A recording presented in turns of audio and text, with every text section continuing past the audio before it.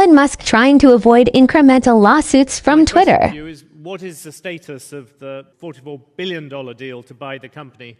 There's a limit to what I can say publicly, given that it is somewhat of a sensitive matter. So I will have to be measured in my responses here, such as not to generate incremental lawsuits. Unfortunately, that seems to be a risk you sometimes manage to overcome. Yes, a deposition minimization is, I think, important.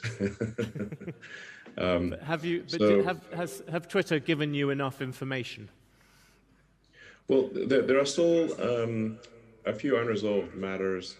You've probably read about the question as to whether the number of fake and spam users on the system is less than 5%, as Twitter claims, which I think is probably not most people's experience.